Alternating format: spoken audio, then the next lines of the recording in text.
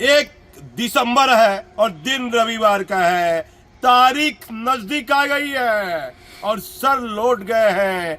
Sir मतलब 1994 batch के IPS पदाधिकारी कुंदन कृष्णन। हमारी सूचना हम जो सूत्र बता रहे हैं, एयर इंडिया उससे प्लेन से हवाई जहाज से वह उतर गए हैं और आईपीएस मेस में वह गए हैं।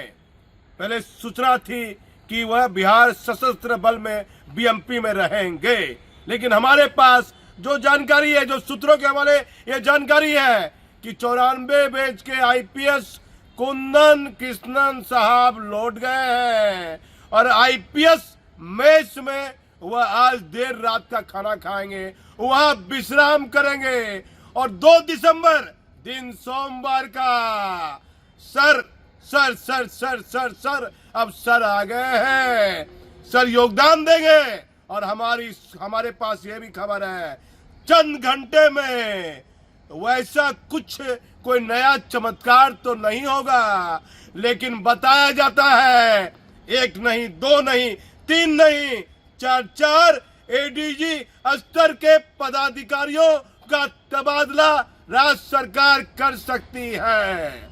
हमारे पास जो सूत्र है, जो जानकारी है कि एडीजी स्तर के 4 बड़े पदाधिकारी का तबादला राज्य सरकार कर सकती है।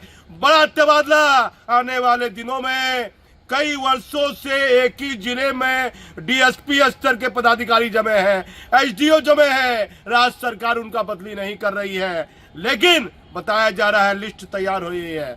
एसडीओ डीएसपी रैंक के पदाधिकारी की लिस्ट तैयार हो रही है। बड़ा तबादला। अब राज्य सरकार एडीजी हेडक्वार्टर के पद पर कुंदन कृष्णन साहब सोमवार को कल योगदान देंगे।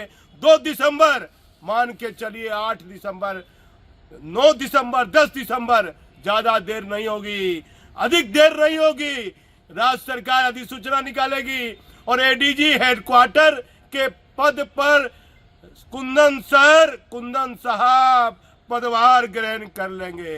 क्या परिस्थितियां बनती है, कहां क्या सच होगा, वह आपको हम बताने की कोशिश करेंगे, लेकिन बड़ा उलटफेर सूत्र बताते हैं।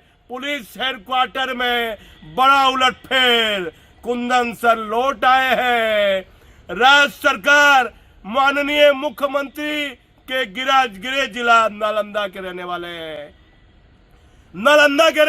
हैं।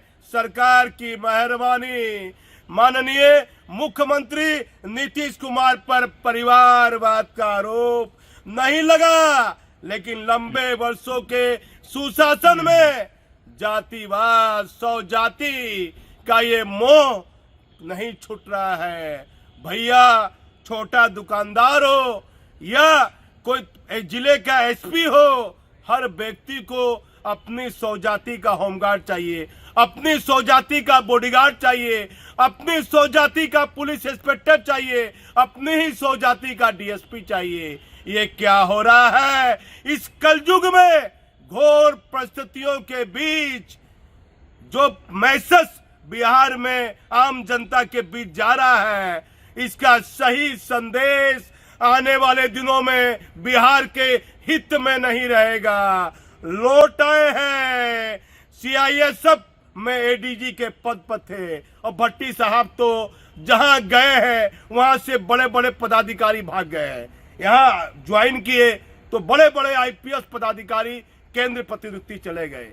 राजमिंदर सिंह भट्टी बिहार के डीजीपी रहे, मुख्यमंत्री ने भरोसा किया, आम जनता से नहीं मिले। किसी फाइल में डायरेक्ट कोई ऑर्डर भट्टी साहब ने नहीं किया। मुख्यमंत्री जी आपने भरोसा किया 90 बैच के आईपीएस भट्टी साहब पर, अभी सीआईएसएफ के डीजी हैं, लेकिन आपके भरोसा पर वह कितना खर्रा उतरे। क्या परिस्थितियां आने वाले दिनों में पुलिस हेडक्वार्टर की होगी और किन किन पदाधिकारियों का बोलबाला होगा, हम आपको सच बताएंगे। हमारे चैनल पर आप बने रहिए। मैं भागलपुर से दीपक नौरंगी। जी सर एयर इंडिया से देर शाम 7 बजे पटना पहुंचे 1994 बैच के आईपीएस कुंदन कृष्णन आज बिहार पुलिस मुख्यालय में देंगे अपना योगदान।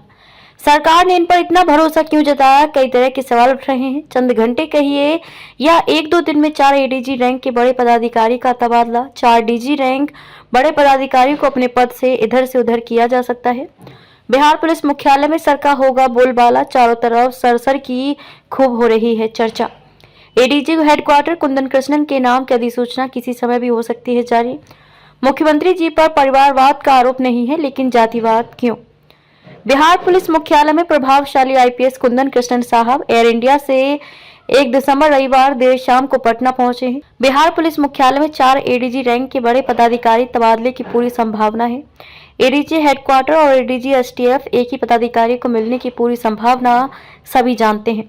सर आ गए हैं। सर को ये दोनों महत्वपूर्ण पद की जिम्मेदारी राज्य सरकार देगी। किन किन एडीजी रैंक के पदाधिकारी का पुलिस मुख्यालय में हो सकता है तबादला? जिन एडीजी रैंक के पदाधिकारी का कार्यकाल पूरा हो चुका है उनको उनके स्थान से बदल दिया जा सकता है। उड़ीसा के भुवनेश्वर में गृह मंत्री अमित शाह के साथ अन्य राज्यों के डीजीपी के साथ बैठक हुई है। उस बैठक में बिहार के डीजीपी आलोक राज भी शामिल थे। बताया जाता है कि सोमवार को किसी समय भी बिहार के डीजीपी आलोक राज साहब भी बिहार लौट आएंगे। सबकी निगाहें और सबकी नजर सर पर टिकी है। बिहार के मुख्यमंत्री नीतीश कुमार के लंबे वर्षों से बिहार के मुख्यमंत्री हैं। कई बड़े बड़े निर्णय सुशासन बाबू ने लिए हैं, लेकिन बिहार के मुख्यमंत्री नीतीश कुमार पर परिवारवाद का आरोप नहीं है। ये सभी जानते हैं, लेकिन सभी लोग कहते हैं कि जातिवाद मोह इसे छूट नहीं रहा है।